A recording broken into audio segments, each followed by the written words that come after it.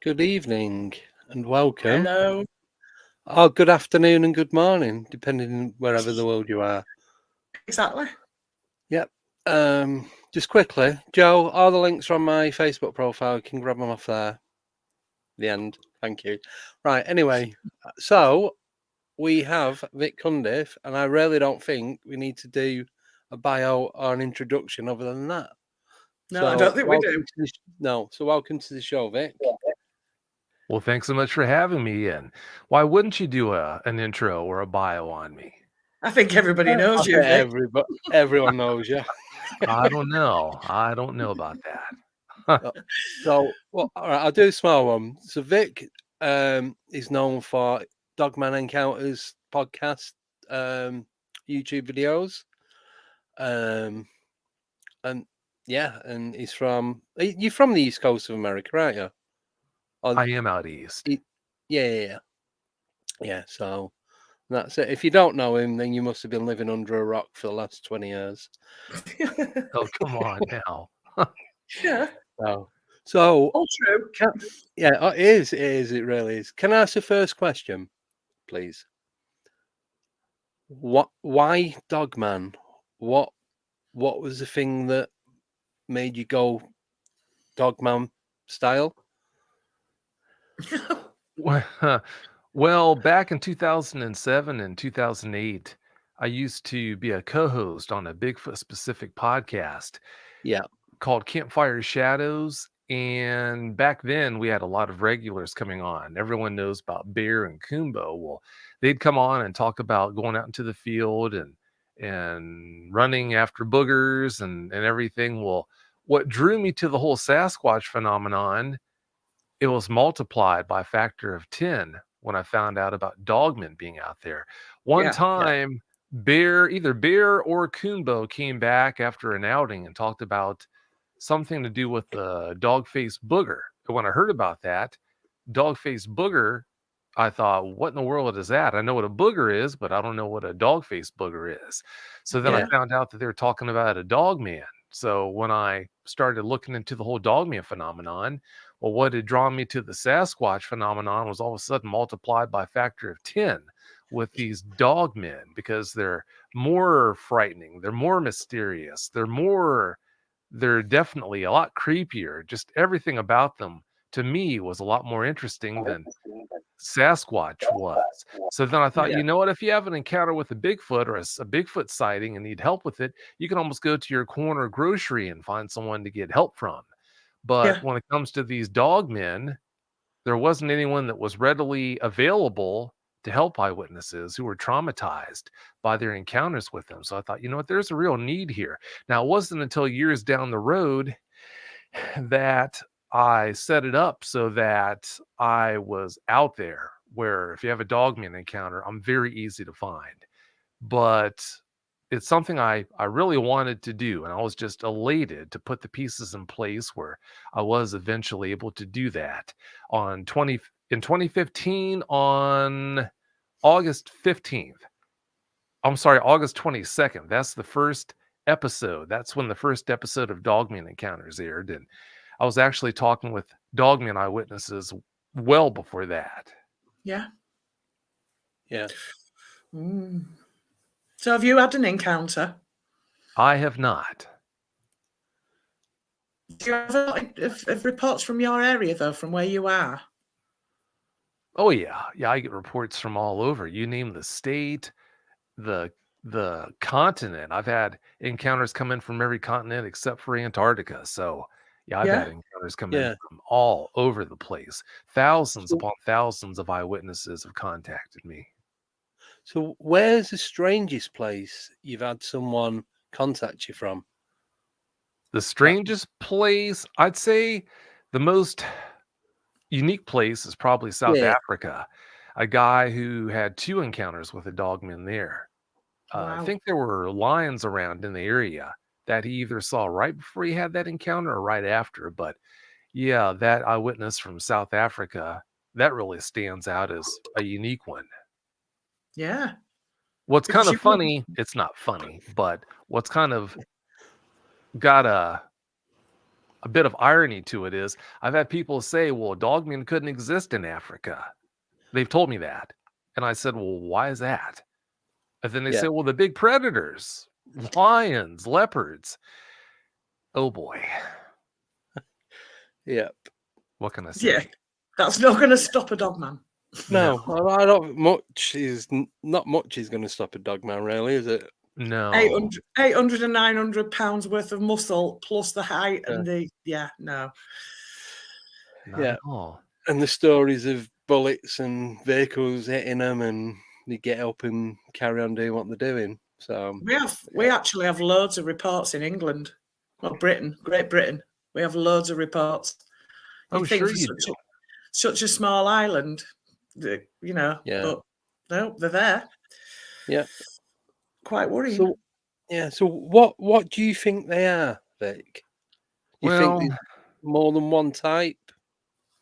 If you do this for any period of time, it's just natural that you're going to bounce back and forth between being convinced that they must be ethereal one moment, and then you speak with so many credible eyewitnesses who talk about seeing them drinking water, stagnant water out of a moss-covered pond, eating fetid roadkill, seeing offspring with them. So you think, okay, well, they have to be flesh and blood.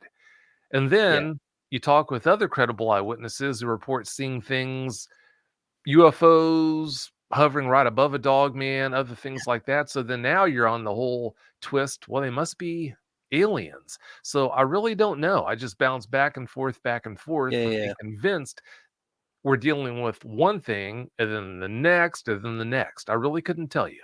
Yeah. Yeah, this is the thing. There was the one you've probably heard of Old Stinker out towards Hull on the east coast of England. That was seen with a German Shepherd in its mouth, crossing over the Barmston Drain, which is like a canal type thing. So you kind of think, if that wasn't real, then how could it have picked that up? And do you know what I mean? Oh, definitely. And you scared me there when you said Old Stinker for a second. I thought you were talking about Andy, but well, that as well. No. He's the second one in the UK. No, I've heard about Old Stinker. Yeah, definitely. Yeah. Or the Beast of Barmston Drain, whichever one you listen to. But yeah. So you kind of think, well, it must be something physical to be able to be seen carrying a German Shepherd or an Alsatian or whatever it was. It was a big dog anyway.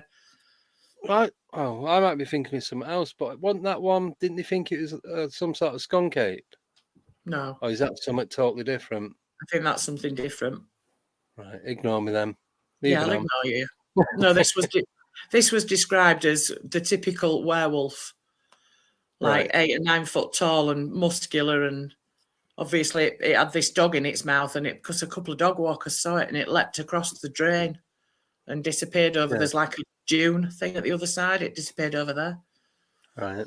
So, what, Vic? What do you think that the possibility of humans having a good connection with these dogmen? Good connection, like an amicable relationship somehow? Yeah. Well, I just spoke with a man from the UK who I'm actually going to be talking with him again tonight. He says he had a good relationship with a huge female dog woman, I guess you would call her.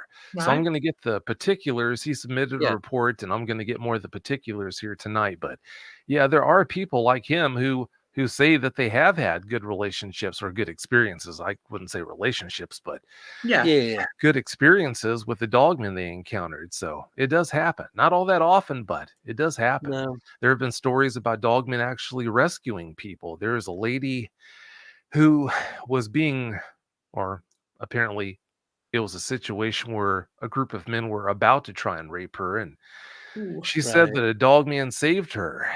A dogman talked them out of focusing on her and their interest in raping her. Right. It did a number on all of them. Yeah. So apparently there are times.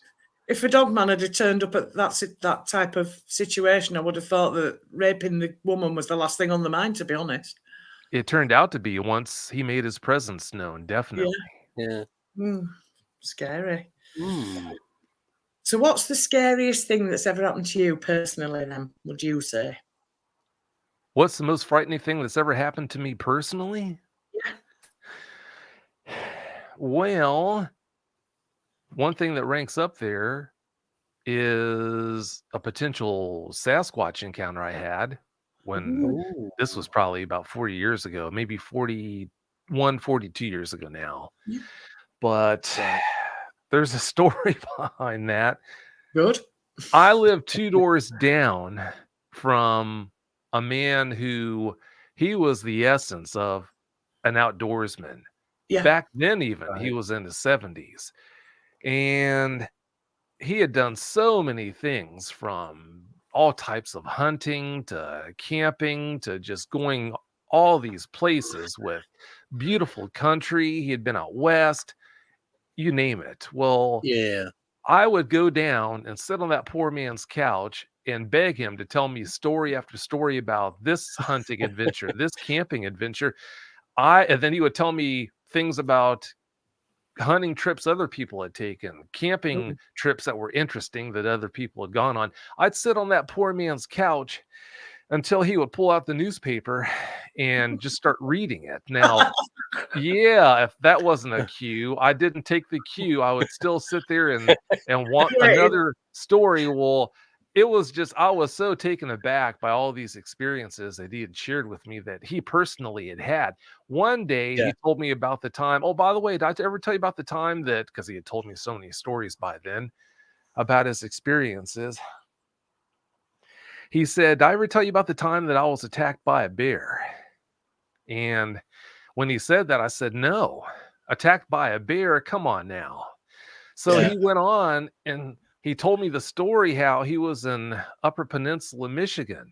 He was deer hunting at the time. I think he was walking to the stand or walking back from the stand, and he was in a thick pine grove where, to see any distance, basically you had to get down on your knees, he said, and look under the branches of the trees. Well, at some point, he got the impression that something was following him. So he decided to drop down to his knees and peek underneath the canopy in the direction of the sounds that he heard. And when he did that, he saw this black bear that was crouched down doing the same thing, looking under the trees at him. Oh. Well, when the bear saw him see it charged him and it knocked him down. Circled back, and then pounced on him. And then he pulled up his pant leg and he showed me his calf where you could see like a giant dog bite. Like you could see the tooth marks on his calf muscle belly, and then there were tooth marks on the shin, the front of his leg. Like a giant dog bite from the tooth marks and everything. I thought, you have got to be kidding me. He was attacked by a bear. Holy cow, this guy's something else. So yeah. So anyway, he told me, he said, I know you love the outdoors. You come down here and you want to hear about all these stories about animals and hunting and the outdoors, whatever. Well, why don't you get your deer hunting license? He said, if you go take the hunter safety course, then I'll take you to my farm, which he lived about maybe an hour and a half from where we lived at the time. He said, I'll take you to my farm and we'll go there for opening day of deer season. Right. So I thought, okay, I always loved an adventure. So I said, okay, that sounds like a great idea to me. So I went through the hunter safety course. And then after I got my deer license, I got my deer license about a month before season. I thought, okay, well, I'm all set. Well, we drove down to his farm the day before season opened up. And I don't know what I was thinking, being an animal lover like I am. I would have been a wreck if I would have killed a deer. But anyway, we drove down to his farm. And as we're pulling up to his cabin, I looked over and I saw in the pasture, I saw 2 bay-colored horses. And I said, oh, wow. So you've got horses too? He said, yeah. He said, that one's name is so-and-so. And he's fine to be around, but that one over there is Red. Stay away from Red. Don't even think about trying to get in that pasture and pet him. Don't go anywhere near him because they'll hurt you. Yeah. So I told him, heard and understood loud and clear. So we went in and got settled, and before you know it, it was time to go to bed. So I went to bed up in the loft, and bright and early, like he said, about an hour and a half before sunup, we got up and I went down and we had breakfast, and before too long, it was time to head out, he said. I think it was like maybe an hour, 45 minutes before sunup. Well, we went out the front door and we just started walking. And this guy, his farm was in the middle of nowhere. I mean, it's not flat country. It's heavily forested too. There's ups and downs to get anywhere.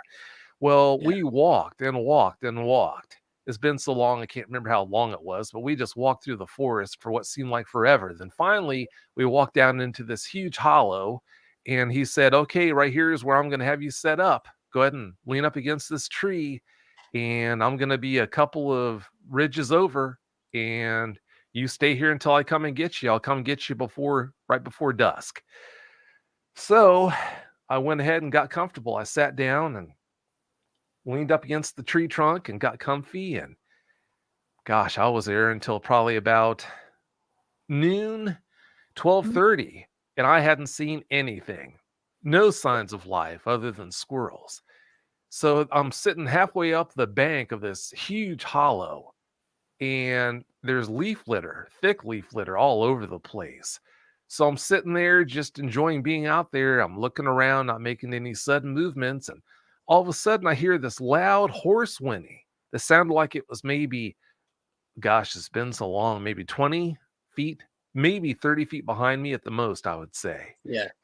Well, when I hear that, I thought, my heart jumped a beat, and I thought, oh, is that Red? Did he follow us somehow? Well, I peeked around the tree. It was a huge oak tree. I peeked around the trunk one way, had to really lean over to be able to do that. I didn't see anything. Okay, well, if he's that close, I've got to see him by looking the other way. He must be around the other way. I leaned over the other way. Nothing was there. And then I got to thinking about it. How in the world could he have gotten within a mile of me without me hearing him? Because there was so much leaf litter, he would have made a ton of noise. The slope that the tree that I was leaning up against was on, that slope of the hollow was way too steep for a horse to have any business trying to navigate. It never would have gone on to that slope. No. So, wow, it's not a horse. Well, I also heard this sound. You know, horses, when they get something in their nostrils, of course, horses, they can't breathe through their mouths. They have to breathe through their noses. That's the only way they can breathe. The kind of that sound, that cough, concussive sound they make to try and clear their nostrils. Well, that's what I heard also. And the volume, I'm thinking, okay, with the volume, it had to have taken a horse to do that, because the lungs that were behind that sound, the concussive force that you could almost feel, it had to be horse-sized lungs. So I never saw anything that day, but I'm convinced it had to be a Sasquatch. I can't see what else it could have been. No. So yeah, that really got my motor running. There was another time that might have been a supernatural experience. Oh yeah. Was pretty close. It really got my motor running also. I had periodontal surgery done, and I don't know if this was brought on due to the medication I was on, Vicodin, or not. I don't think it was, but anyway, I was laying in bed and the room was pitch black. And all of a sudden, I was almost asleep when all of a sudden I heard this. You know how when you turn off a lamp, how maybe a few seconds after you turn it off, due to the expansion, it'll make that loud tick sound. Just one tick. Well, I was laying in bed, and for some reason, there was an unusually loud one of those ticking sounds. And for some reason, I was taken aback by it more than I would have been under normal circumstances if it would have been just a lamp. So I sat up in bed and I looked over towards where my door was. Well, there was a cat door, and through the cat door, there was just enough light shining where I saw what looked to be a human shape, but you could kind of see through it. It was like a dark human shape. But like I said, you could kind of see through it. I'm thinking, what in the world? So I blinked several times, wiped my eyes, thinking, okay, you're just seeing things. So I looked back after doing all that, and it's still there. I'm thinking, oh, yeah. Help. Yeah. So I turned the lights on, and when I did, it disappeared. As soon as the light clicked on, it disappeared. There was nothing in the room that could have cast a shadow like that. So I don't know what to make of that. I don't know what it was, but yeah, that really got my motor running. I'd say at least as much as that experience when I was leaning up against that tree. Yeah. I would think so. Other than that clicking noise, was there no other sounds that you noticed? No other sounds. No smell? No Changing temperature? There was close to being a bad smell, but no smells from that phenomenon. That would be coming from you. Yeah. Very strange. Did it not happen again? Is it just the once? Just that one time. Yeah. So what would you say, out of all the people that you've interviewed, what account would you say kind of put you on edge and terrified you the most? Gosh, well, I look at Dogman differently from most people. If you think about it, after talking with so many eyewitnesses, I don't have Dogman nightmares. I've never had one single Dogman nightmare. I don't see them the way most people do because they're so normalized to me. Now, I really feel for the eyewitnesses. I feel for them like you wouldn't believe, because no one should have to go through these experiences that these eyewitnesses have. But yeah, I don't look at them the same way that people do. I've seen them from a better vantage point, I guess you could say, for a lack of a better description, than almost any eyewitness I've ever spoken with. The story behind that is there was some really impressive footage that was shared with me about 7 years ago from a guy who he lived in the foothills of the Sierra Nevada mountains, and either he or a friend of his found out that a dogman, or dogmen plural, were in this area. And when he or that friend found that out, they strapped a game cam to a tree trunk. Well, as you know, the more expensive game cams, you can set them up so that not only do they have the ability to snap photos and be motion triggered, you can also set them up to actually film when they detect motion. Well, that's how they set this one up. And either later that day when they put it on the tree or the next day, this dog man comes right into the full view, broad daylight, sunny day, looked like mid-afternoon. It comes right into full view of the camera. They had hung some bait on a branch that was about 5 feet away from the trunk, from the camera lens. And it came between that bait and the camera lens. And at first it was kind of facing the camera in a way, but you had like a view of its right side, front right side. And then it turned to go for the bait, so then you got to see it from the back. But yeah, it was so close I could pick out individual hairs and all of that. So yeah, you could definitely say I know what a dog man looks like. I actually shared that film footage. I had contacted the guy who sent that footage to me and said, hey, there's a gentleman I know who analyzes film footage for Sasquatch film footage, you name it. Would you mind if I shared this with him? Because it was a private YouTube link. I couldn't, it wasn't public. He said, sure, by all means. So Richard Eady is the gentleman's name. He was featured on episode 6, I believe it was episode 6 of Dogman Encounters. So I sent him that private link and he looked at it too. And yeah, his response was like mine. He said, whoa, holy cow. I've never seen. I mean, I've had amazing evidence shared with me, photos that would blow you away. Look out the front window at the lawn, and right there's the dog man, broad daylight. But none of this evidence compares to that film footage. So yeah, that's why I say I've seen dogmen from a closer range than almost any eyewitness I've spoken with. Yeah. Sorry. Go on, Deb. It's all right. I was just going to say, have you ever seen that video, Vic, on YouTube of the woman in the car waiting for a kid to come out of school, and she's filming the dog man through the back windscreen? It's disappeared now. I saved it and it's completely gone.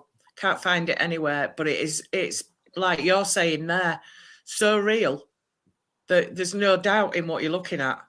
And she sat with the phone facing backwards and she's like, what the hell is that? And you can see quite clearly what it is. It's a dog man. But where that video's gone now, I have no idea. No, never have seen that one. But I'll have people contact me and they'll say, you've got to see this picture. You're going to love seeing this, but the novelty just isn't there. I mean, I've seen so many impressive photographs and, with that film footage, nothing's going to top that. So there isn't any ramping up with me like, oh, I've got to see this picture. I mean, it's old news. Nothing I'm going to see is going to rival that, but I can understand why someone else who's not privy to that evidence would get excited about seeing that sort of thing. Well, can I be one of them people now? Sorry, Dave. We got a picture from Jody Cook. He was on the show a few months ago, and it's one from Cannock Chase over here in the UK near Lichfield, in the Midlands. You've probably already seen it. They've got there's three images and there's 3 negatives. There's 1 negative for each image. Just want to see if you know any backstory to this, if that's okay. Oh, sure. If you think it's real or not. Yeah. So what I'll do. Yeah. So I've got the 3 original photos, and I've got a couple zoomed in on the second image. So this is the first one. I know you can't see it very well on that. And then that's the second one. Gives me the shivers every time I see that. And this is the same one, but I've zoomed right in. It might be better. I think that one. There. Now we've debated this quite a lot, haven't we? Yes, we have. Yeah. I don't think that's genuine. Do you know? It looks woolly, but then the legs at the bottom look like they've been overdrawn. So it looks like a photograph, but then it looks like it's been sketched over to me, like the base of the feet, where the calf and the ankle is. Yeah, with how it's standing, it almost looks like it's standing plantigrade. If it was digitigrade, its paws that it was standing on, the lower limbs that would extend from its hocks, which in that picture, if those were hocks, because it was a digitigrade standing creature, then the distance from its hocks to the tips of its toes would be pretty darn long, way too long to disappear in the grass or whatever it's standing on that way. Yeah. So whatever that is, I believe, must be standing plantigrade. And also too, that bone or the what you see between the knee and that hock or the heel, that would be shorter if it was a digitigrade standing creature. Right. So that must be, if it was genuine, that must be a creature that stands plantigrade. And there's a certain quirk about what are called quote unquote type 3s, their eyes. There's a certain quirk, a certain thing about their eyes. When you see them at night, that will let you know if you're looking at the real McCoy or not. Right. There are certain things like that I use to vet. You can't always vet eyewitnesses, but there are certain things like that, knowledge like that, of how they're built and what you would expect and what you wouldn't expect, that I use to vet eyewitnesses to tell if they're the real thing or if they're blowing smoke. Yeah. Yeah. It still unnerves me whether it's real or not. Every time I see it, I'm like, oh, EBGBs. I just keep it on for the fear factor of everyone. You just do that to people in the chat just don't like it. But then I'll just go quickly. So these are the negatives that we've got from it as well.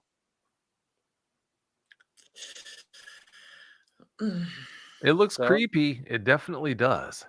Yeah. It is. I don't know.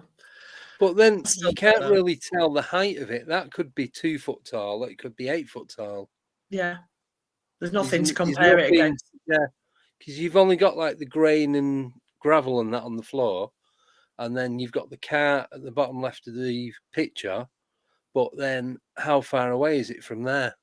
Yeah. It's really hard to judge. It looks to me like it's probably right around 5 feet tall. When you look at the bed, the stake bed of that pickup truck in the lower left-hand corner, it looks like the subject is 5-ish or so feet tall. And also, too, why is it standing with its hands like that, out at an unnatural position like that? There's a reason for everything. There's a reason why every creature, every cryptid, you name it, does everything. So when you see something represented in evidence that it just doesn't make sense, that doesn't mean it's definitively saying that the evidence is bunk, but it does really call into question the validity of that photo. I mean, why would it be standing with its arms, with its hands out like that if Unless it was doing a Scooby? Could have been doing a Scooby-Doo creep. Yeah, could be. Yeah, those damn pesky kids. Yeah. That's right. Yeah, it could. Yeah, but I see what you mean, because someone's just pointed out. So on your avatar, Vic, you can see the difference in the leg and the foot. Yeah, That's right. The leg bits at the back. Yeah. On a digitigrade creature like that Dogman in my avatar, where the knee would normally be, that's called the stifle joint. And then if you follow down to where what would be its heel is, that's called the hock, obviously. If you look at that photo, you notice how short, proportionately short, that distance is between my Dogman's, well, not the photo you've got, but my avatar. Oh, right. Yeah. You notice how short the distance is between the hock and where that stifle joint is on the Dogman of my avatar. That's what you would expect. That is going to allow a being to run, jump, take full advantage of having those digitigrade style legs. The reason why digitigrade style legs allow wolves, horses, you name the animal that's got digitigrade style leg structures, the reason why they're able to run so fast and jump so high is because that digitigrade style back leg acts like a spring.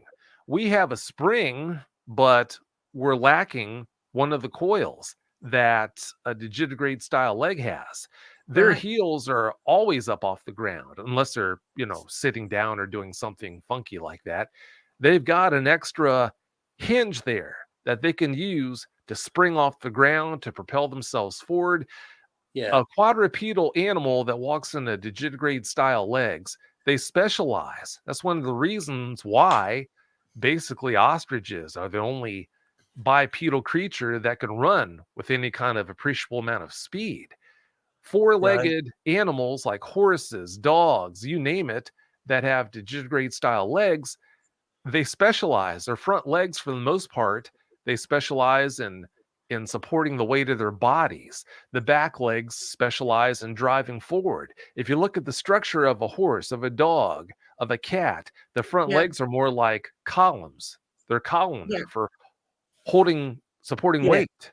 And the back legs are like springs to propel. They specialize in helping to propel that animal forward at great speed, helping it jump, because again, it's got that extra joint that acts like an enhanced spring. So yeah, there's a reason for everything. There's a reason why a real dogman would have anatomical adaptations. There's a reason why it wouldn't have them. And seeing that extended distance between whatever it was in that photo, between its knee and its heel, it just doesn't make sense. Yeah. Right. No, thank you. I appreciate it. Like I said, Jody sent it us and he wasn't sure, and so we just every so often we put it up to see if anyone has any ideas. And I think so far yours is the best. Yeah. Thank you. Yeah. You've proper analysed that. That's really good. Yeah. Whereas we're just looking at it thinking, is it real? Is it not real? Yeah. So. No, if it was real, it'd look like the one that's right behind you, Andy. Yeah.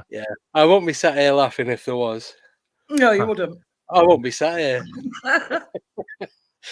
Be gone. Right. Should we do a couple of questions then? Yeah. Nice. Right. Okay. So the first one is from Johnny Appleseed, and he would like to know. Oh, hi Vic. Out of all your encounters reported, what is the highest number of dogmen seen in one incident? Hey, Johnny. The highest number seen at one time, I guess, if I remember correctly, was 6. There was a man who he lived in a mobile home park, if I remember right. Yeah. He shared this with me probably 6 years ago. And in the middle of the night, he heard what sounded like a lady screaming in the woods. So he grabbed a baseball bat, headed outside and into the woods down this path in the direction of the scream that he heard. And he got to the area where he thought he had heard that scream, didn't see anything, if I remember right. And when he didn't see anything, he turned around to go back. And after he turned around, he saw that there were 6 dogmen standing on either side of the path. He said 3 were on one side, 3 were on the other side. And to get back to his mobile home there, he said he had to go down that path. I asked him, well, why couldn't you cut off into the woods? Well, I forgot why, but he said he had to go down that path. So he said a prayer, and after saying the prayer, he just started walking. And as he did, he said they just stood there on either side of the path, just looking down at him as he walked right past them. So, yeah, I think that right there was the highest number of dogmen I've ever heard about being in one place at one time. But if you think about it, I'm sorry, didn't mean to interrupt you, Deborah. No, you're all right. I was just going to say, he had some balls walking through him. I don't think I could have done that. No. Yeah, he did. He definitely did. But I get asked that all the time, if I think dogmen make a habit out of hanging out in numbers or if they're normally alone. And if you think about it, it would only make sense for them to hang out alone, to spend any appreciable amount of time by themselves. Because if you're talking about something with a daily caloric requirement like what a dogman would have, you can only imagine how many calories they have to put away every day to sustain themselves. Yeah. Well, if that's the case, if now not only do you have one dog man in a particular area that needs to find enough resources to feed itself, now you've got 2, 3, however many, then that's going to put one heck of a load on the resources in that area. So it would really only make sense if they did hang out alone most of the time. And if they do ever congregate, it's not for an extended period of time at all. And then you think about it. I mean, wolves, they hang out in numbers because in order to dispatch the game they subsist on, it requires teamwork. If you're talking about elk, if you're talking about deer. sometimes sick moose. Well, yeah, they use numbers to accomplish that. But Dogman, any single Dogman could dispatch anything it comes across that it wants to take down.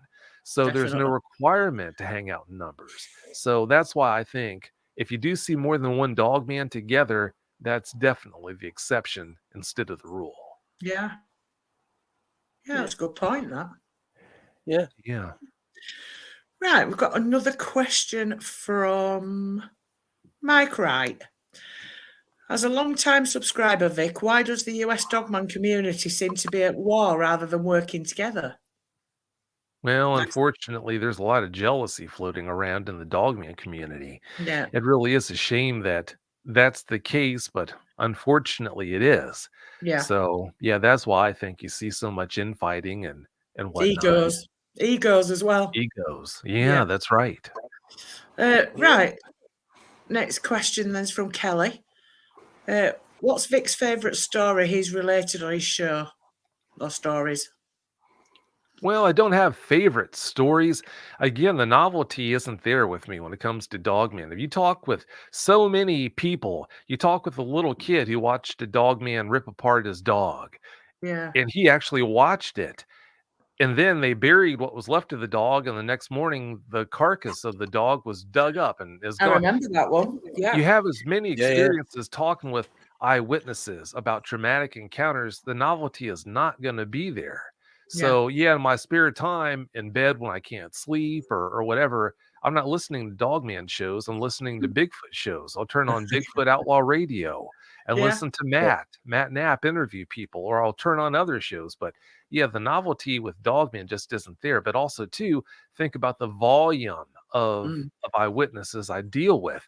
I mean, for a long time now, I don't even bat an eye if I have 3-4 brand new eyewitnesses contact me in one day. And some days I've had 7 or 8 brand new Dogman eyewitnesses who I've never heard from before reach out to me and contact me. So, yeah, I mean, there is no novelty for those reasons. Yeah. Yeah, I get that. Yeah. Thank you. Cheers. Welcome.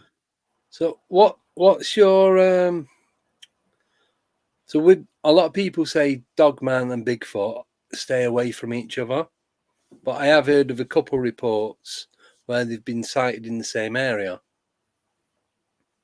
Have you had many people? Oh, can't think now.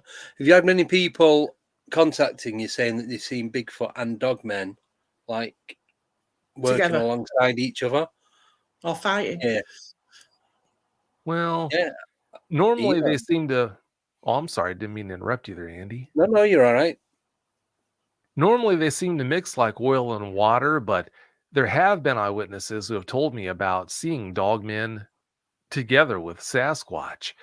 But again, those reports are very few and far between. So apparently it happens, but not with any regularity from what we know. Right. Thank you. Welcome. You do the next one, Deb. Yeah, that's from Joe, and it's would Vic like an encounter? I'm presuming she means with the Dogman. Yeah, not with Joe. Oh, it might be with Joe. Joe, what are you trying to do?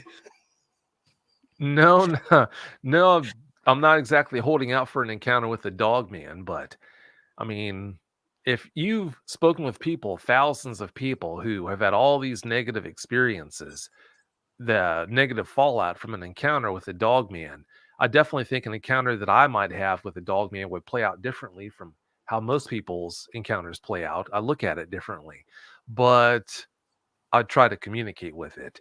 But yeah, I mean, it's not something where I think that it would be so neat to have an encounter with one.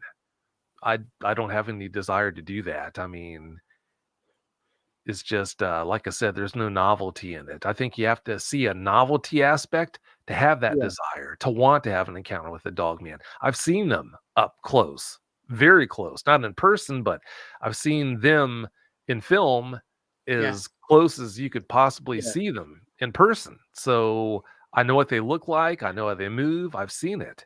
So there really isn't anything. There's no there. does the fact that they actually are around, does that worry you slightly? No. I live in an area where I haven't seen one around here, but I mean, it's perfect habitat for them. So, yeah, I mean, I'm sure they're around. Put it this way, any place that has a forest where you have a healthy deer population at any given time of the year, it's quite possible that you have a dogman or dogmen there. If you have deer and a population of coyotes, which we do here, then the odds of having a dogman in your area at least some point of the year is very high. If you have a healthy population of deer, coyotes, and say bobcats, that's a sign of an even healthier, more balanced ecosystem. Then you really, really have an extremely high chance of having dogmen around at multiple points of the year. Add bears to the mix, I mean, it just skyrockets. So, yeah, we do have deer and coyotes around here, and the forest. I mean, there's a lot of forest, so big woods. So, what else could they want? A lot of moving water. So, I've got no doubts that they're here at least at some point of the year. Just can't imagine opening your curtains on a morning and just seeing one stood there. I think I'd just faint. No it doubt. does worry me that they're wandering about slightly. Yeah, at night. Yeah. But would it be more? I was just going to say, that's right. Would you be more scared to see one during the day or at night? Oh, night. Oh, it's 6 in one hand, half a dozen in the other. Yeah. Understand the fear factor with dogmen is because of the unknown, the unfamiliarity that eyewitnesses have with them. I know what their game is. I know that they're basically like the Grinch. They're going to try and frighten you to get a response out of you because that's how they get their jollies and all that. Now, of course, you're going to have rogues who are dangerous to be around, and they will dispatch you as soon as the opportunity presents itself. But that's no different than any other animal. I mean, dogs, horses, you've got varieties of all those animals that if they can hurt you for whatever reason, they're just mean and they will hurt you. So, why should dogmen be any different? But I will tell you this, out of the thousands upon thousands of dogmen eyewitnesses I've spoken with, the grand total of credible eyewitnesses I've spoken with who have ever told me about being harmed by a dogman, that total is a whopping 6 or 7. Now, at first, that's going to make you reel when you think of, oh, wow, 6 or 7 dogman attacks. Well, that's not going to give you the warm and fuzzies. But when you look at the big picture, that tells you something very important.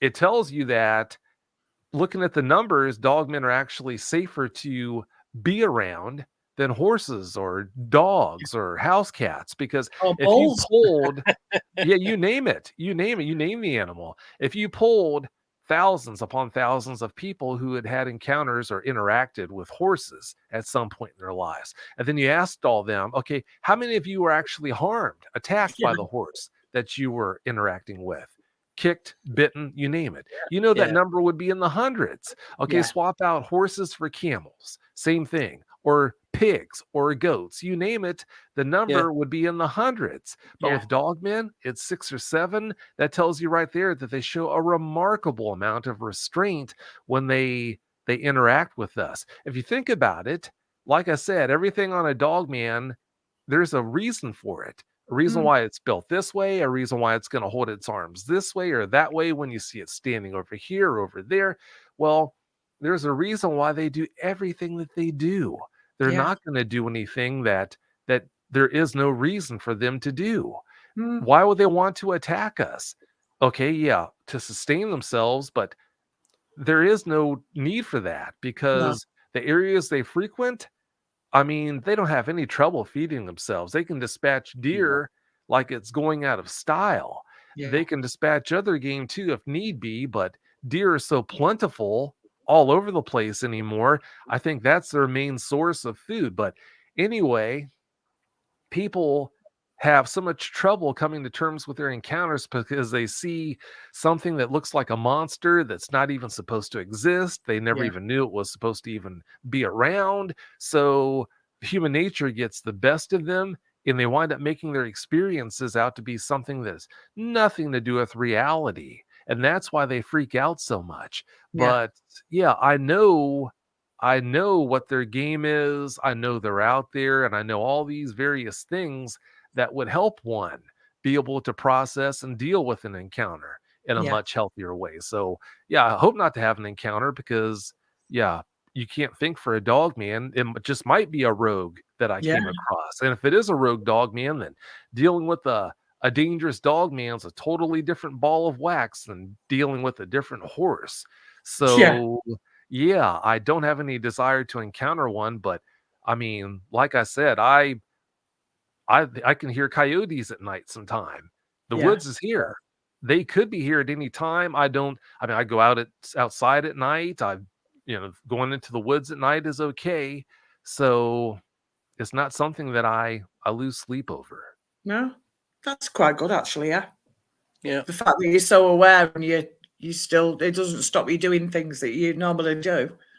Oh, definitely. No, I go on horseback rides. I ride horses into the country that, I mean, it reeks of dogman territory. It's just like, okay, we're into some serious dogman country here. But you have to live your life. That's right. You do. Yeah. Yeah. It's funny because ever since I was a kid, and I mean like a young kid, I've always been scared of werewolves, even though I had never seen anything on a film till I was into my teens. And when the first one that I saw, I remember thinking, oh my God, they are real. And I don't even know where that came from. It's just like I've always known something like that existed, but I cannot say how. Yeah, it works that way sometimes. I think the biggest reason why people are so terrified of movie werewolves is because of how they're represented. Now, a dogman is not a werewolf. A werewolf is not a dogman. Obviously, a werewolf, and I get asked this all the time, aren't they the same thing? No. Dogmen look the way they do 24/7, 365. A werewolf is a human who supposedly somehow magically transforms into that form, the form of a beast.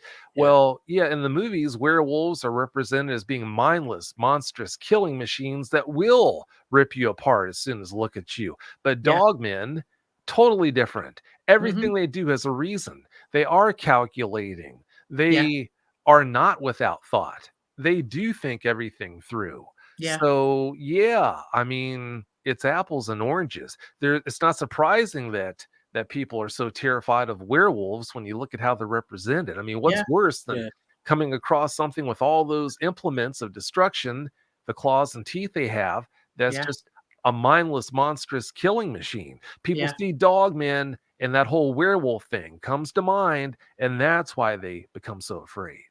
Well, I mean, the werewolf is more a horror film construct, isn't it? But I suppose when people are faced with something that looks like that and they don't know anything about a dogman, that's the first thing they're going to say because that's the only thing that they've seen that they can reference it to.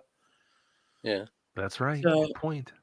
Yeah, so it's easy to see how people sort of call them werewolves, but like you say, there's no similarity at all, really.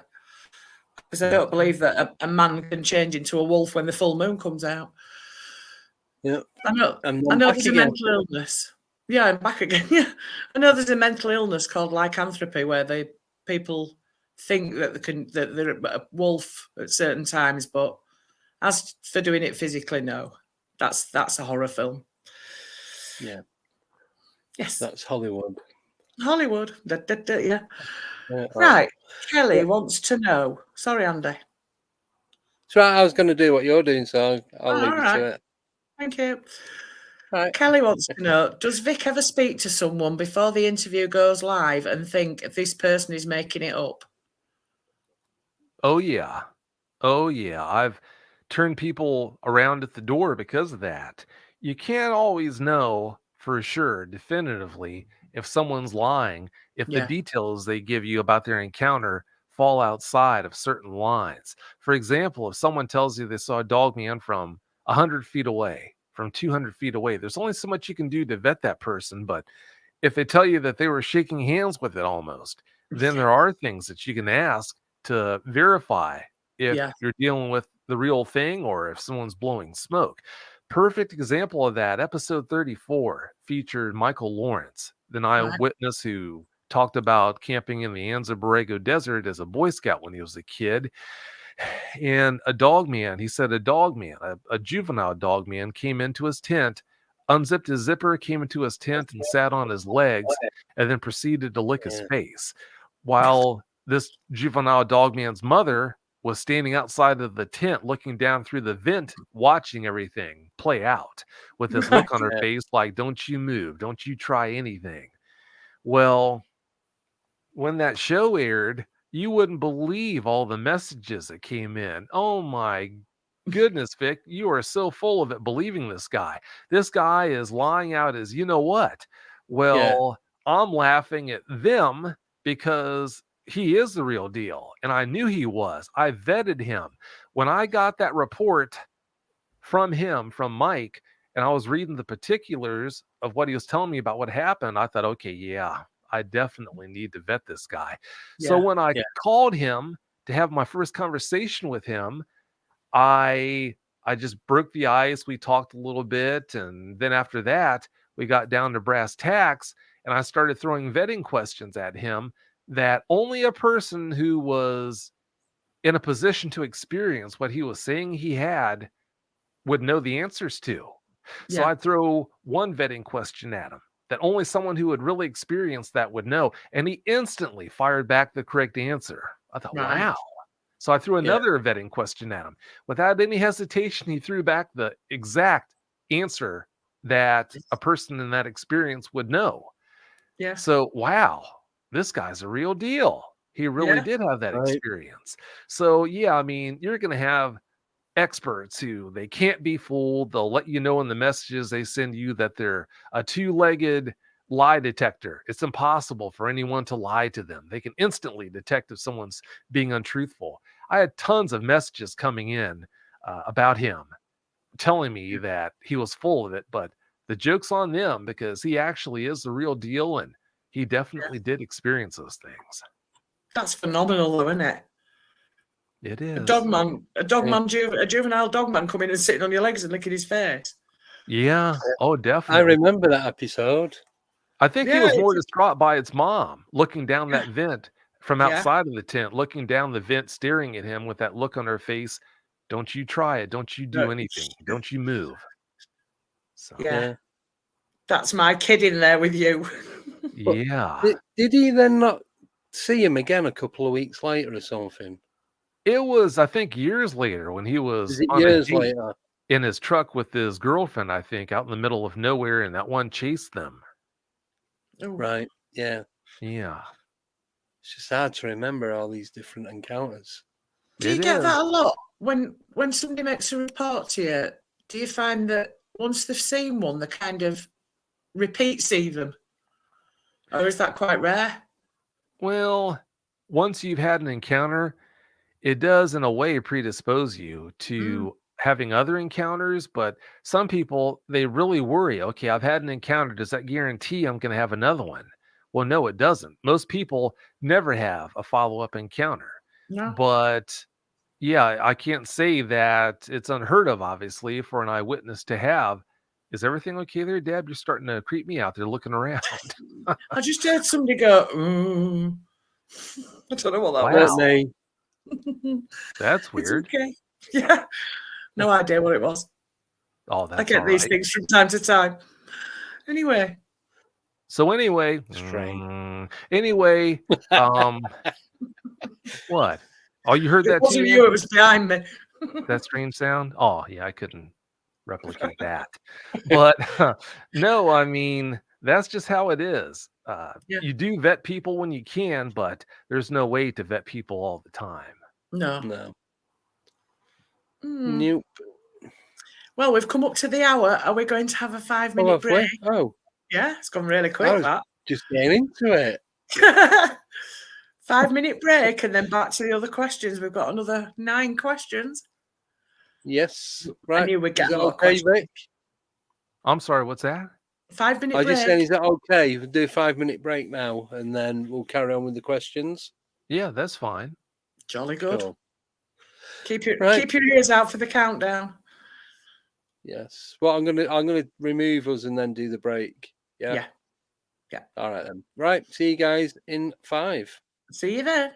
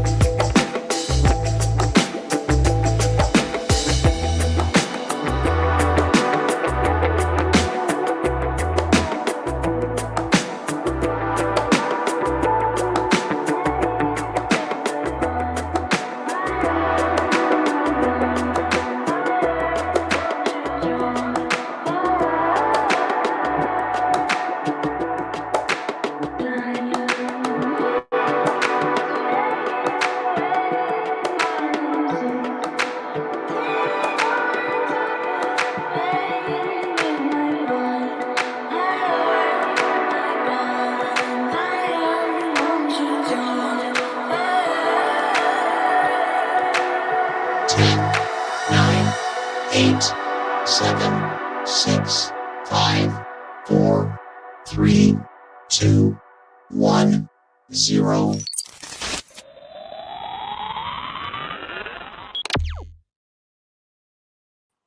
And we are back. We're back. Yeah, just checking it. I didn't keep my microphone on mute and started talking and no good. Oh, burping. Definitely not me. No. Right. Are you with us, Vic? I sure am. Oh, yes, Cool. it's there. Just double check in case we just start talking. You wasn't. Yeah, asking you questions and there was total silence. Yeah. No problem. Right. Sorry. Next question then is from the disabled Welshman. Vic, do you think dogmen, Bigfoot and aliens are connected? I wouldn't be surprised if they are, but when you're pre-med, they train you when you're trying to figure out, when you're learning how to diagnose illnesses.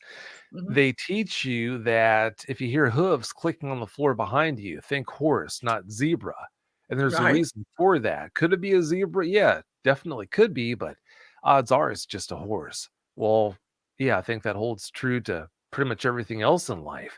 Is it Mhm. possible that dogmen, Bigfoot, and aliens are all connected? Yeah, it is possible.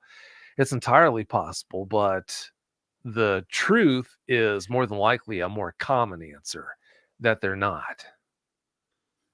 Right. Occam's razor. That's right. I know that a lot of reports of Bigfoot that they've been seen near UFOs or UFOs have been seen near them. There's quite a lot of reports of that. Yeah. Oh, yeah. Yeah, there are. Makes you wonder. It does. Thank you for that. Yes. I think it's the same sort of question, I think. Sorry, I'm just going through the questions. I'll put it up anyway and see what you guys think. So this is from Joe Weeks. Does Vic think they're natural, alien, or what? Well, like I touched on earlier in the show, if you do what I do for any period of time, it's only natural that you're going to bounce back and forth from being convinced they have to be flesh and blood creatures that are just as normal as you and I are, to the next moment you think they have to be aliens, and then the next moment after that you're convinced they have to be ethereal. So yeah, I don't know as far as that goes definitively what they are. All I can do is guess. Yeah. It's all speculative. I know. It's like me, even because I do a lot of like going out investigating at cemeteries and all that. And my views and theories on that change every hour, let alone every other week. Yeah. So, yeah, same sort of thing. That's why I sit on the fence. You go and you'll get. I sat on the bench, but yeah. Well, because we tend to go to like the same places. There's like 2 or 3 that we go to quite regular, and we get different things happening each time, and you just can't put your finger on what is actually going on. It just throws you out all the time. So, yep, we'll go with that then. Right. So, next question is going to be from Nickname, and she would like to know: has Vic ever been to the UK, and where would you investigate in the UK and why? Thank you. I've never been to the UK, but if I did visit and if I wanted to investigate, which I'm not a dogman researcher, I just focus on helping eyewitnesses come to terms with their encounters. A lot of people have this idea that Vic's a dogman researcher. I'm not. I don't focus on dogmen. I just happen to help eyewitnesses come to terms with the encounters they have with them. Yeah. But yeah, if I did come to the UK to research, I would definitely head to the Scottish moors. Oh, yeah. Highlands. Yes. There's got to be a lot up there in the Highlands. Well, there's more of nothing in Scotland than the whole of the UK. Yeah. So, doesn't stop dogmen from being there, though. No. There's more wilderness. Yeah, are you getting attacked, Deb? No, I can hear dripping at this side now. I don't know what's going on. They shouldn't be dripping because there's nothing to drip. Anyway, I'm just ignoring it all. Not left the bath running, have you? No, I've got a bath. Oh. I think it's something that's catching. Every time I move, it's ticking. But anyway, All right. yes, there's a lot of Scotland that's unexplored. Yes. Yeah, you've got like Glencoe, the mountain range, and like, got a lot of valleys in that around there as well. Lovely up there. It is beautiful. But yes, that's a good choice, Vic. Yep. Right. Next one is from Callie Shaw. She would like to know, do you think sightings of Dogman are more prolific now than ever before? If so, why? Well, it's all too easy to think that Dogman encounters are more common now, more frequent now than they used to be, but I think that's just how it seems. If you think about our ability to communicate, we can communicate so much more effectively now than we used to be able to. It's not even funny. I mean, with the way it used to be back before we had cell phones, it could take a long time for news of even a really big event to make its way around the world. But now, in the day and age of cell phones and satellite technology, the way it is, I mean, if something of note happens on the other side of the planet, I mean, it's news all over the world in almost no time. So I think that's what you're seeing rather than an uptick in actual encounters that people have had. And also, too, the whole Dogman phenomenon, it's known about more widely now, much more widely now than it used to be. People are more likely to come forward and talk about their experiences that they've had with Dogman now than what they used to be. So I think that also plays a big role in how in your face all these Dogman encounters seem to be, more so than it being a case of more encounters actually happening now. Yeah, I agree with that. Yeah. Yes, thank you. Right. Question from Ancient Ruby. What Dogman, in Vic's opinion, represents likeness in movies? Bit of a weird wording. So what's the most realistic movie, Dogman, would you say? That you could equate to? Well, it's a mixed bag. The head and upper body of the werewolf from the movie Bad Moon. Have you ever seen that movie, Bad Moon? No. Yeah. Yeah, the head and torso, the arms, all that of that werewolf is a very accurate depiction of what a Dogman could look like. Now, obviously, they have a lot of looks to them, but from the waist up, that's about as accurate as you can get as far as how a certain kind of Dogman, type 3 Dogman, canine type Dogman can look. But from the waist down, that werewolf walked plantigrade. Whereas if it looked like that from the waist up, it would have a digitigrade style leg structure. From the waist down, I can't really even say which one. The underworld werewolves, there are a lot of eyewitnesses who say that the Dogman they saw looked almost like a spitting image of the ones in the movies in the underworld movies. Yes. Other people say that the Van Helsing werewolf was a spitting image for the one they saw. Oh, there are a lot of... Oh, I'm sorry. I didn't mean to cut you off there. No, you're all right. I cut you off. No, I said the Harry Potter one gets mentioned quite a lot as well as a comparison. Yeah, that's right. Yeah. That's right. Yeah. Yes. Just a quick add-on to that one. Joe wants to know, Vic, have you ever watched the movie Dog Soldiers? Oh, yeah, I've seen that. Yeah, I thought that was a good movie, that. Yeah. It is a good movie. Better than The Howling. The books for The Howling were better than the films, to be honest. Yeah, I never was impressed with The Howling. No, I wasn't. No, The Howl's good, the one that's filmed in the UK. Yes. Acting's awful, but that was the premise have is you seen that? The one where the train breaks down coming back from London? Oh, yeah. That's a good movie. Yeah, I did like that because not where the train line goes through near where I live, that looks like that area. Oh. Oh, Yeah. boy. So, Wow. not been on a train for a while. I'd never sleep at night. Yeah, Yeah, I'm with it's you. not too far, but not too near either. Right, sorry Right. about that. Just going off track. No, it's all right. We've got another question from Ancient Ruby. Do you think the military know of them, Vic? Oh, of course. Of course. I wouldn't be surprised if they have one in a cage somewhere or multiple dogmen stashed away someplace. Now, there's this idea that dogmen were created by the military or by governments.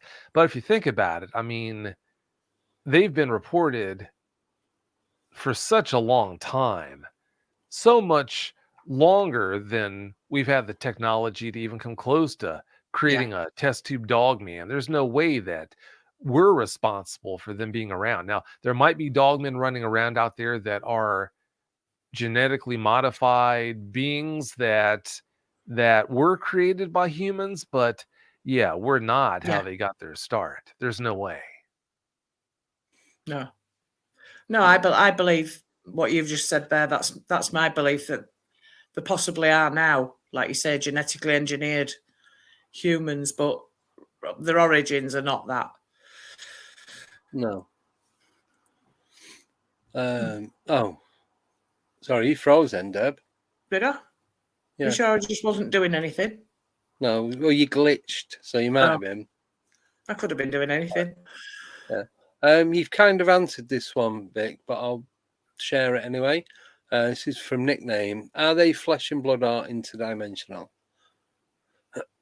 Well, I mean, that's up in the air. You bounce back and forth on that. No one can say definitively, so I don't know for sure on that. No, that's cool. Thank you. And then Jax is asking, what does Vic think their origins are? Oh, yes. Well, that's basically the same question. I don't know. All I can do is guess on that. We're back to the whole flesh and blood versus ethereal versus alien being question. Yeah. I really don't know. All I can do is guess. Yeah, it's a bit hard to. It's like Sasquatch as well, isn't it? You couldn't really say where you thought they came from. Well, I couldn't. Yeah, that's right. Could be anywhere, another planet. Yeah. Inner Earth. You know. Inner Earth. Yes, what are your theories on Inner Earth, Vic? Beat me to it. Well, I don't believe in it. I definitely don't believe in it. When you look at what would be required for that to be a reality, it just doesn't add up. I mean, if you go down, really, you don't have to go down that far into the earth before the area is uninhabitable, unless you're talking about some type of an alien species that can handle very high temperatures. Yeah. So even in mines, temperature can become a problem. Yeah. So you look at the deepest hole they drilled in, I think it's Siberia. Yes. I mean, you don't have to go far down that hole. Of course, that hole isn't big enough for a person to fit down, but you wouldn't have to go all that far down that hole to get to temperatures where you just really couldn't spend any appreciable amount of time. Mm-hmm. So it's a neat idea, but I just don't think there's anything to that. Because we were discussing it. I mean, when they go on about hollow earth and they make it sound like the globe is like hollowed out in the middle, but me and Andy have discussed it a couple of times about like cave systems. People, not people, tunnels, species, caverns. Yeah, species inhabiting cave systems. Because there is fresh water so far down. Is it 7 miles down? No, not 7 miles.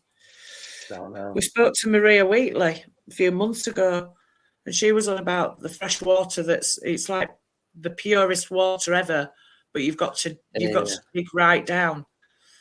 So possibly, I don't know. I'm still on the fence. I do sit on the fence with a lot of this stuff because in 1 minute I'm going from side to side on this fence. Yeah, I keep falling off it.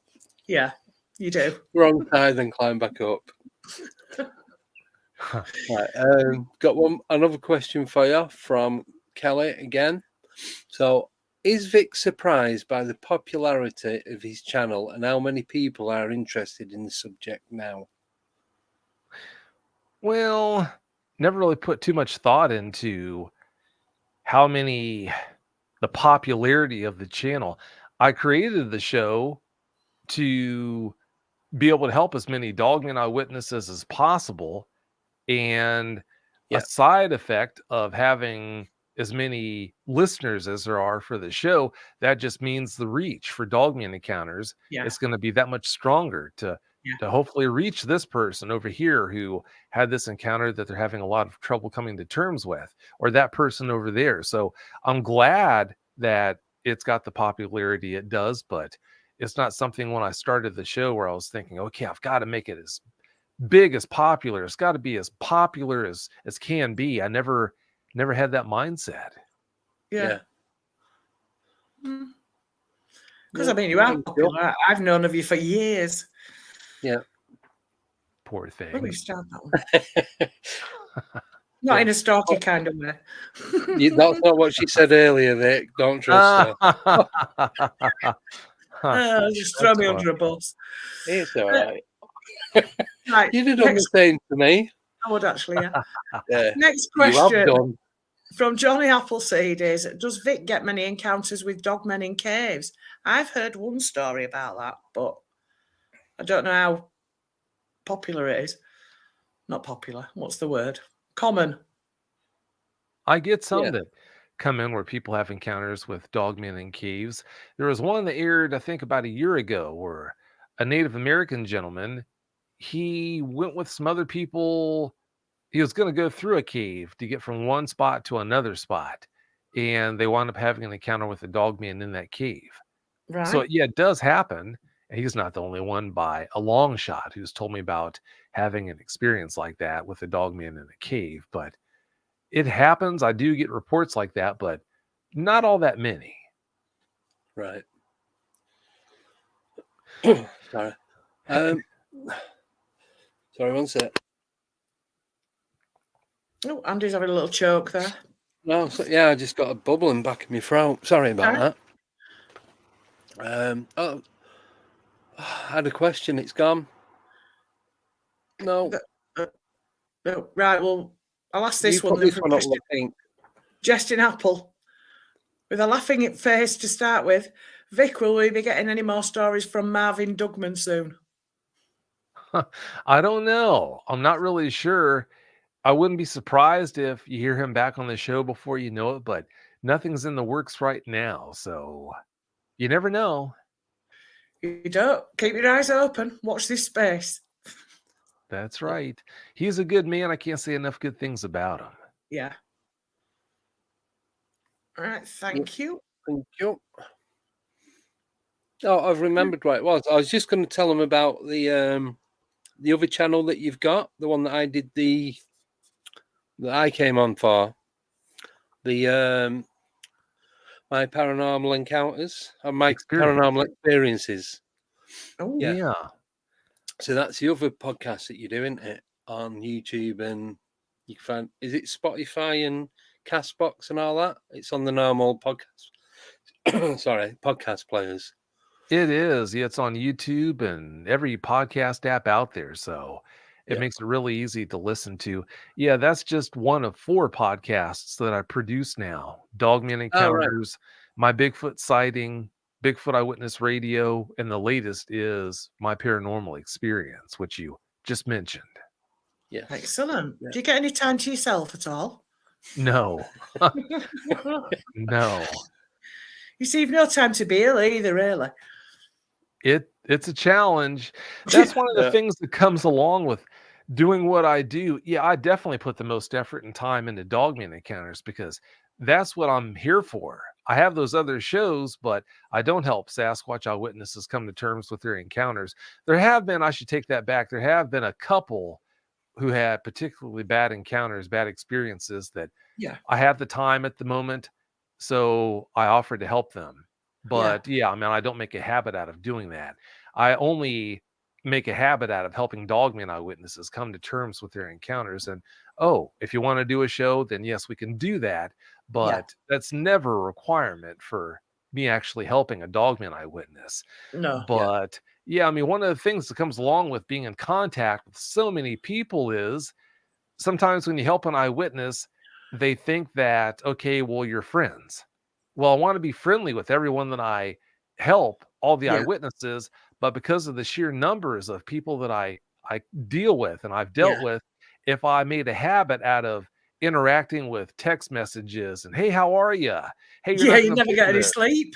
I went to the bank today and there was a lady that was 6'3" in front of me. Well, yeah, I can appreciate that surprised you, but I mean, when you deal with so many people, if you make a habit out of doing that, if only a small percentage of those people do that, then it's going to be even that much more impossible to get your work done, to do everything you need to do. So, one of the unfortunate things is you just can't partake in that. And some people kind of get bent on that, the fact that you can't be their quote unquote friend.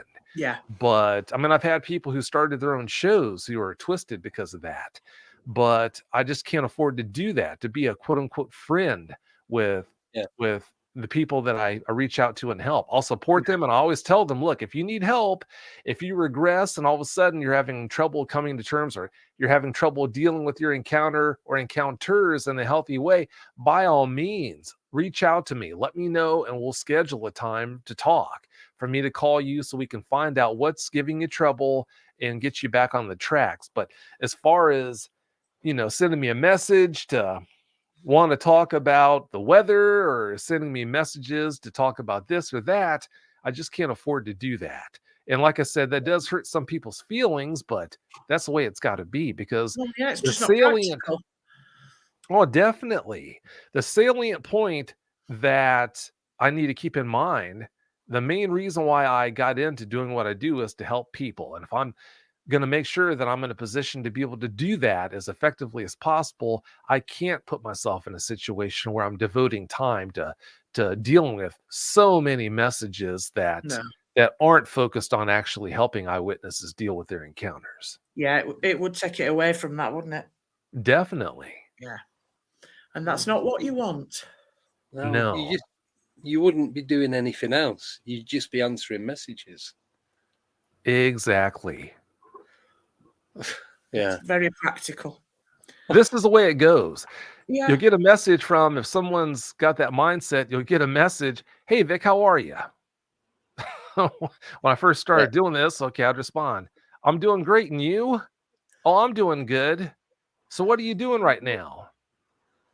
Well, I'm about to talk with an eyewitness. Oh, that's great. So, and then it just back and forth, back and forth. If you feed the beast, it'll just keep going and keep going. And then you've got so much time invested and you haven't gotten the actual work that you need to do done, that, you just have to come to a point where you learn that you just can't afford to do that. But anyway, enough on that. Good way to look at it. Right. Question from Steve. Has Vic been approached by any government agencies? No. Because I know the line not to cross. As long as you don't cross that line and put evidence out there for the public to view that is above a certain quality, you won't have any trouble from the government. The reason why certain shows have gone away, the reason why certain people who are in the cryptid community have gone away, is in a lot of cases, they either didn't know where that line was, or they knew where the line was and they still decided to cross it. Well, I plan on, that's right. I plan on doing this for a long time and being able to help as many eyewitnesses as possible for as long as possible. And if I do make the mistake of crossing that line, even though so many requests come in, oh, we want to see your evidence, Vic. I want you to, why don't you show these really good photos that you talk about and all this? Well, I can appreciate your interest in seeing this, but if I did do that, that's crossing the line. And if I did make that mistake, like I said, I wouldn't be able to do this for very long. No, you've got to know where to draw the line, haven't you? Yeah. That's right. And I think recently someone who didn't know better, they crossed the line and someone called them in the middle of the night or something like that. And whoever it was that called told them their social security number to prove that they were with the government and that they needed to stop putting evidence out there that was basically too good to be putting out there. As long as you don't do that, like I said, as long as you don't put evidence out there that's quote unquote too good, like I said, you won't have any problems from the government. Yeah. There you go, Deb. Get rid of all the evidence. I'm going to have to do now. Thank you for that. Yep. Next one is from Joe Weeks. She would like to know, does Vic get many reports of baby / cub dogmen or juveniles? I'll tell you what, can you give me just a second to get caught up on wind? Yeah, that's fine. Of course. Do you want to have another break? If you give me like 30 seconds, I'll be fine. We're going to say we can do another 5-minute break if you're struggling. No, I think I'll be okay. Just if you can give me like 30, I'll be fine. Just get some puffs of the oxygen and I'll be fine. We'll talk about what we've got coming up Friday then. Yes. So who's coming on Friday, Deborah? We have got. I forgot the name. Look. I'm not. Forgot the names. Leslie Mitchell Clark. Mitchell Clark. Leslie Mitchell Clark and Wes G. Roberts. Yes, I knew that. Did you? But did you, Deb? I did know that. I just can't get the words out. And that will be at 7:30. All right. They're all 7:30. My YouTube. I know they are, but I'm just letting everybody know. All right. Because I do get messages saying, is it 8 o'clock? My YouTube channel this week hasn't got a video, but I've got a doozy on the 20th, which I am just finishing off. So I'm sure you'll enjoy that one if you tune in. Yes. So that you know I'm back now. Right. Cool. Thank you. You've got much longer to go, Vic. No. We do appreciate it if we need to. Yeah. Oh, thanks, but no, I'm okay. All right. Oh, just let us know and we'll just play it by ear, yeah? Sounds good. Cool. Good. Right. So Joanne Weeks would like to know, does Vic get many reports of baby / cub dogmen or juveniles?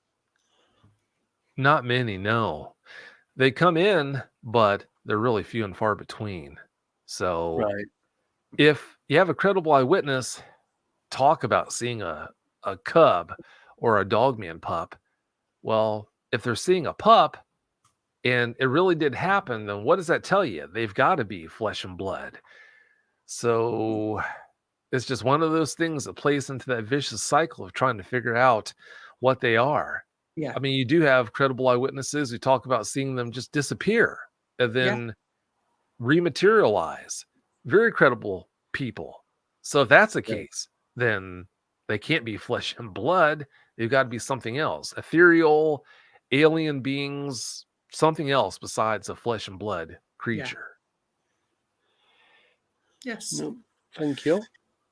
Right. Mike wants to know, on the subject of werewolves, how many encounters have you heard of dogmen, werewolves wearing clothes? Not many.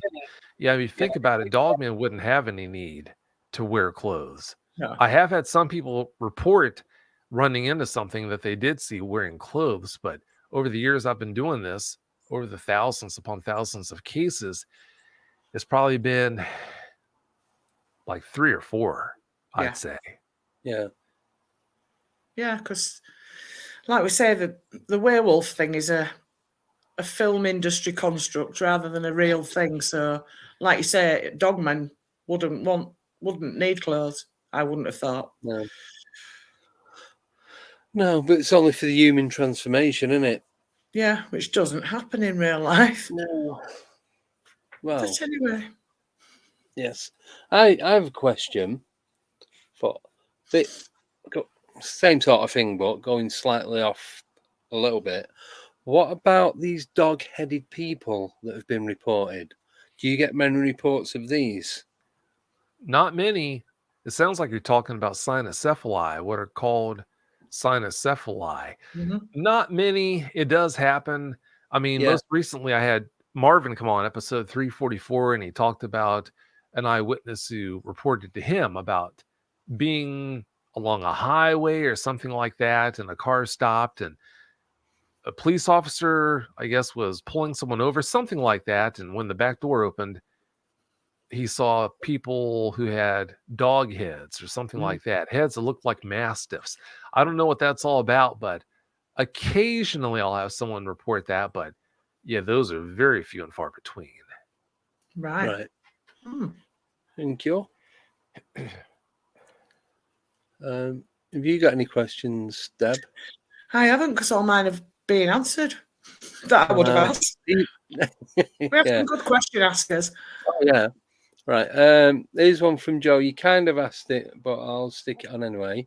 It is, has any evidence that Vic has seen been on any public forums or platforms? Well, the guy who had that footage, the film footage of the Dogman I was telling you about, that would just blow you away.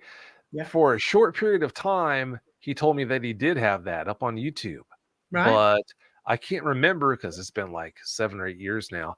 I can't remember if he was told in no uncertain terms to take it down, or if it was taken down, or what. But for a short period of time, he did say that that was public. Yeah. Yeah. See, as soon as anything goes up that might be remotely original and real, that's it. It's gone. It's gone quicker than it's gone up. That's right. This is what I think about that footage that I saw with the woman filming it. It was just, it was stood up against a tree right behind her, and it was kind of like looking at her. I mean, a dog would not act like that, and plus the fact it was tall, and it was just so clear what it was, but gone. I went to look. I mentioned it to somebody, and I went to look for it, and it had just vanished out of my saved videos. So there was obviously something that was a bit too real about that being shown. Possibly. Right, I've got another question. What are your thoughts on the Michigan Dogman video? Is it the gambling? Gimlin. Well, when I first saw that, I was convinced it had to be the real deal. And I still think it was the real deal. But understand that Linda Godfrey has come forward and said that she was invited to the exact scene of that location where, I forgot the man's name, who claimed he was in the supposed suit when that was filmed. But she said that she was invited by him to his property, and she saw all those antique snowmobiles around, and she saw the old truck, and she saw all that where that was filmed. And then he went to the exact spot. He showed her and some other reporters who were invited with her to the exact spot where you can see the Dogman in that Gable film footage start out. And this guy got down on all fours and ran straight towards them, taking the same path she said that the subject in that film took. And he was so talented at running on all fours, just like that subject in the film. It looked just like the subject. She said that as he ran right up on them, everyone there, it just freaked them out. Yeah. So that's what she says. She says that she witnessed that. I wasn't there to witness it, but she said that he did that to prove that it was him in the suit. So I don't know what to make of that. I mean, I just don't see how a human could actually run that well, that convincingly on all fours, and also fit into that costume if it was a costume. So I don't know. With that in mind, I still think it's got to be real, but I'm not going to tell you that I'm infallible, that I can't be fooled. It could quite possibly have been him. Micah Juga. That's right. Micah Juga is his name. Yes, that's right. Yeah. Yeah, because it's the way that it turns when it runs. When it's running and then it turns. How can a human on all fours turn like that? That just doesn't. Our bodies aren't made like that. See, there was another theory that it was two athletes in a costume. So, like, you get a pantomime horse. No, that won't work either, though, would it?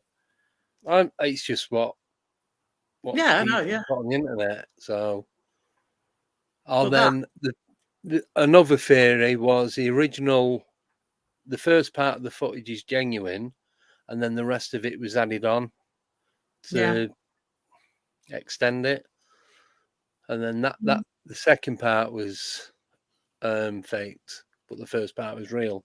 So, thing is, what do you believe? Like Joe says there, or go sideways. There's no way on all fours. There's got to be less than 5 people in the world that would ever be able to do that, if not less. And the size, if it was a person in the costume, the size of that costume, that must have weighed something. Yeah, and just doesn't compute. No, there's a few in that. I think there is a few. Compute. And think about your vision. You wouldn't be able to see well. You wouldn't be able to move with a good freedom of movement. Yeah, it's just a lot to accept. To believe that it was just a man in a costume. Yeah. Then you've got your footing as well, and balance, and you got to take everything into account. This is why I'm saying about two athletes. You've seen pantomime horses and stuff. I mean, they don't move well, do they? No, and they do it every day for like 12 weeks, whatever. Yeah.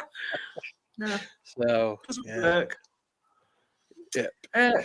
Joe wants to know, have you any reports of some looking like Anubis? Looking like Anubis? Hi, Joe, by the way. I should have said that before. Looking like you've made a day now. Yeah. Well, that's always a good thing. Yes. Looking like Anubis? No one's really ever described the Dogman they saw as looking like a spitting image of Anubis. They've compared the Dogman they saw to, they've said it had Anubis-like qualities, but I can't recall any of them saying that when it came to describing what that Dogman looked like. It looked just like Anubis, so I don't think so. Right. Ooh. I've heard a couple of reports. Sorry, I was just going to say, I might need to tell you about the one I had, Vic. I can't remember if I did it on My Paranormal Experience. I don't think you did. If I had done, it'd have been on the last part of part 2. No, I don't think you shared that. I think Andy's been holding out on me, Deb. What do you think? No. Oh, you know. No, I was going to talk to you about it. I've just not got around to doing it. There you go, you say. Withholding evidence. Yeah. Yeah. We'll chat off air in a bit and we'll sort something out. If that's okay. Sounds good. Excellent. Right, Andy, next question. Yeah. So I'm just a lot of questions coming in now. Sorry, I need to sneeze. No, not allowed. Right, this is from Rick Allen. Does Vic believe that Christians have some kind of extra protection if they invoke Jesus' name? Well, there have been eyewitnesses who told me about invoking his name and not having the desired effect. So I'm not going to say that it never has the desired effect, but there have been times where it hasn't. Right. Thank you. Another one from... What? Right. Another one from... What? Go on. I'm shutting up. I'm just looking for the other questions, that was all. Why does Vic think that dogmen share similar abilities as dogmen, such as cloaking or mind speak? Dogmen share similar abilities as dogmen. Does it might mean Bigfoot? Maybe Bigfoot, yeah. That's Sasquatch. Yes. Well, if they do, then I think that would just mean they have similar origins. Maybe they are both aliens, and that's why they have that ability. Maybe they are both ethereal beings, and that's why they can do that. But I mean, to be a flesh and blood creature, they would have to be awfully highly evolved to be able to display abilities like that. So, I mean, all we can do is guess on things like that. I don't really know. He meant to say cryptids. All right. So why do you think dogmen share similar abilities as cryptids? Cheers, Rick. Thank you. Next one is again from Rick Allen. Why does Vic think that? No, you've done that one, you're playing games in my head now. I'm not doing anything. Exactly. Shut up, you. Right, try again. Yes. From Kelly, not Rick. Does Vic think the government covers these creatures up as to not cause panic, or for the people to hunt them using guns? That's a good question. Hi, Kelly, by the way. The government, in my opinion, isn't concerned about people trying to go out and hunt these guys with guns. These guys are so masterful when it comes to their ability to hide in the woods, move around the woods. You're just chasing your tail if you think you're going to have any luck heading out to try and dispatch Dogman.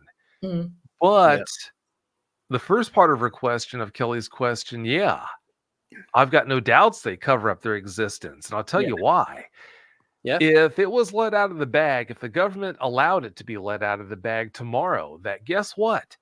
In your local woods, there could very well be something that looks like a giant werewolf. Yeah. If they let that out of the bag, the world's economy would crash overnight. Think about how many things that we rely upon that are harvested from the forest, from the wood that goes into building our homes, to the medicines that we rely upon every day, to this, to that. If all of a sudden heading into the forest was off the table as an option because of the fear that the knowledge of their existence would bring about, then our whole economy, the whole way of life would crash overnight. The government's intelligent. They know that. So that's why they will do anything to prevent that from happening. I mean, I've had people contact me more times than I could shake a stick at and tell me how they want to go out and they know they have dogmen in the area. They're going to make it their mission to go out and get conclusive proof to prove once and for all that they exist. And then I caution them about the dangers of doing that. Let's just say a dogman walked up on your deck, it stumbled and tripped and hit its head on your barbecue grill, knocked itself out, and actually died from the head trauma right there on your deck, right by your back door. Well, you called your friends up and you had them come over and they drug that dogman into your house, down the steps and into your basement. Okay, now you've got it under controlled conditions. You've got a buddy who works, let's go a step further than that. You have a friend who is a producer, an executive producer at the local television station, news station. You call up your friend, he sends a crew or two over, they start filming this dogman that's in your basement. Everything blows up. You're famous all of a sudden. Everyone wants a piece of you. Well, you've accomplished what you set out to accomplish, right? Not hardly. If you did that, if all that happened, which that's still a tall order, but if that did happen, then what would happen, I've got no doubts, is there'd be a knock at the door later that day or that night. And when you look out, you'd see a bunch of black SUVs, sharp-dressed people in black suits and shades. Well, when you open up the door, they would invite themselves in. It wasn't an option. They're coming in. They'd probably just fan out in your house. One of them, who's clearly in charge, would probably sit you down on your sofa and they'd sit down next to you. And as their people, their operatives are walking all over your house looking for evidence, of course, they're going to find the dogman in the basement. Well, the person in charge is going to explain to you how disgusting they think it is that you're into kitty porn the way you are. You should be ashamed of yourself. Agent Jacob found that computer in your back bedroom with all that kitty porn on it. Michael, that's horrible. Now we're in a really sticky situation. Now we've got to lock you up for the rest of your life because of that. But I'll tell you what, Mike, if you want to go on TV and admit to the fact that you fabricated this whole thing, it's just a gigantic, well-produced hoax, we'll hold the conference and all that for you. You have to go on television. Go away. And admit that this was just all a hoax. Then we'll make this whole thing with the kiddie porn in the back bedroom go away. Now you tell me, what are you going to do? Are you going to allow yourself to be locked up for the rest of your life? Or are you going to say, okay, well, yeah, I see what you're doing here. I get the point. I give up. Yeah. So that's why these guys have not been proven to be in existence. People have collected evidence that would definitively prove their existence. But I mean, you just can't, when you're talking about an entity that's as powerful as the U.S. government or the government in England, and you name the country, you just can't go up against a foe like that. No. They've got resources you just cannot overcome. No, So it's no wonder that their existence hasn't been proven, hasn't been allowed to be proven.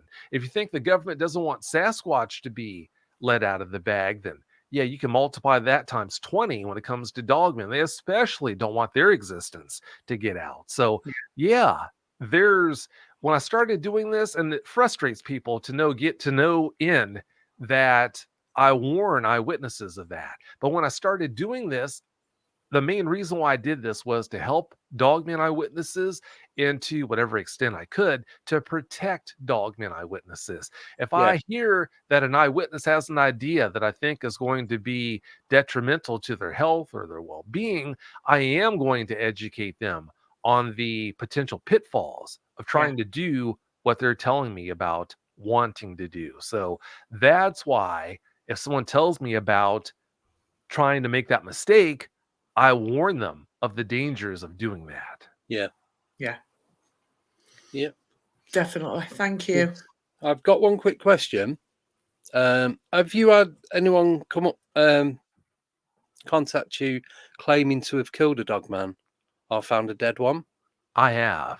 Yeah, I've had a guest on the show, actually 2 or 3 guests who talked about being present when dogmen were killed. One guest claimed that he was responsible for killing at least one dogman. So it has happened before. Yeah, people have claimed that. Whether it's true or not, I don't know, but they claimed that's what happened. Yeah. Thank you. All right, and we have time for, we've got 2 more questions. Sorry. Oh, I'm falling apart tonight. No, you're all 2 more questions. I know. I've had a cold all week, so that's a story I'm sticking to. Yeah, go for it. Yeah. Right. So this is one from Justin Apple. Vic, would you say that there were a high proportion of dogman sightings in Taylor, Mississippi? Taylor, Mississippi.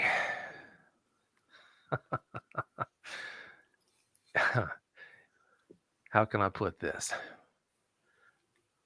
Years ago, there's a Dogman show that years ago came out with a story about a big incident or a series of incidents that happened in Taylor, Mississippi, where big game hunters were called in because of a problem a family was having on a farm with dogmen that supposedly had laid siege to their property, their farm.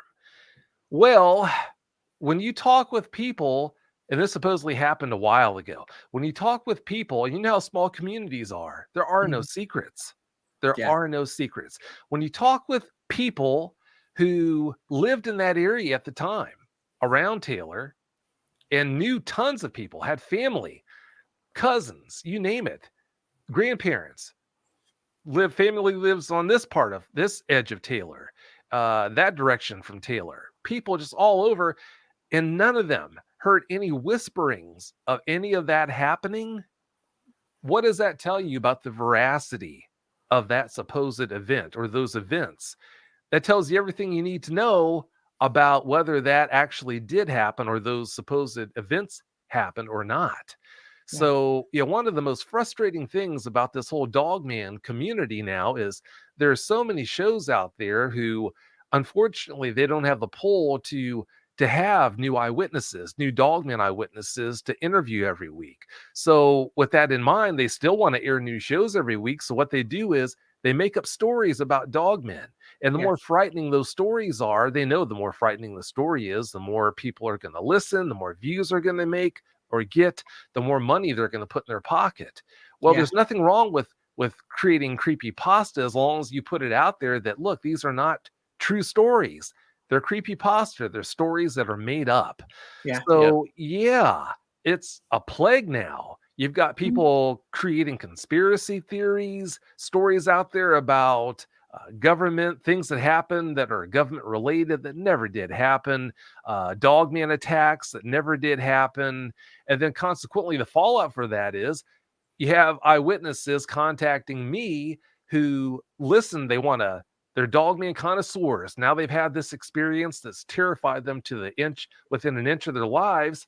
They want to take in as much information about Dogman as possible. Well, because of that, they listen to every show possible out there that talks about Dogman. Or they listen to these shows that are presenting these stories as factual of the face-eating Dogman that's going to rip you apart as soon as look at you.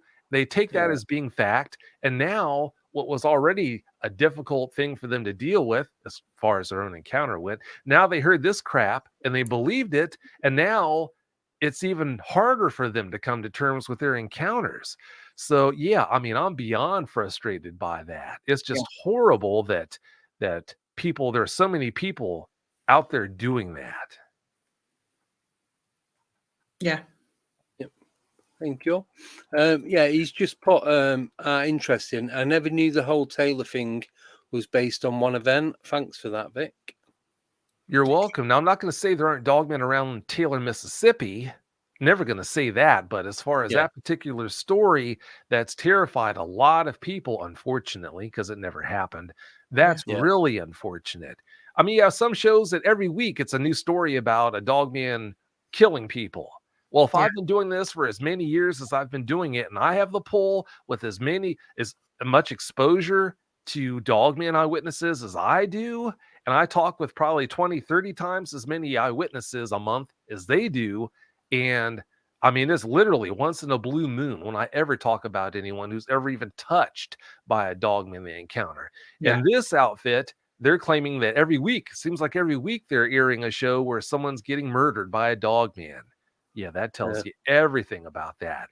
You really need to think deeper into what you're doing than the money that you're putting in the pocket. If you're affecting people in such a negative way and making them have that much more trouble come to terms with their encounters because you want to line your pockets instead of focus on the truth, then that's a definite problem. Yeah, I agree with that. Yeah. Yeah. That's not helping anybody but yourself. Yeah. Right. Do you want to do the last question, Deb? Yes, I shall do the last question. The last question is from Joe again. Has Vic ever had a remote view any accounts? No, I don't. I haven't. Thank you. Like you said, that's kind of like researching it, and you're more about helping people come to terms with. Yeah. That's right. Yeah. Thank you for that. That has brought us to the perfect time. It has. Can't thank you enough, Vic. Thank you so much for coming on. No, you're not well. Yeah, thank you. You've done really well. And thank you for being able to change the date as well. Yes, thank you. Sorry about that. Oh, you're welcome. It's just things happen. Double booked. Yes. So I do apologise, everyone. Yes. Sorry about the messing about. That's all Andy's fault. Sorry for me for arsing everything up, but it happens. You guys did great. Yes, thank you. And thank you for coming on. Really do appreciate it. Absolutely loved it. You're welcome. Can you do a shout out for Joe Weeks, please? If you don't mind. Again. Hi, Joe. Thanks again for fielding all those questions tonight. Yes. Thank you. There you go, Joe. Go and have a lie down now. You should be happy now. So thank you. Thank you, everyone in the chat. Thanks, great questions. Yes, thank you. We will see you in 2 days. Yes, we will. With Leslie Clark, and Wes G. Roberts. Yes. So until then, if you keep talking, I'm going to get the video ready for the outro. Keep talking about what? I don't know, anything. I've got nothing to talk about now. No, yeah. So yeah, thanks for everyone for joining us, and we will see you on Friday. So I've just got to try. Right, I'm looking for the video. It's on the other screen. Friday at 7:30. Yes. So have a wonderful 48 hours and see you then. Yes, we'll see you then. Good night, everyone, and take care. Night all. Good night. Bye.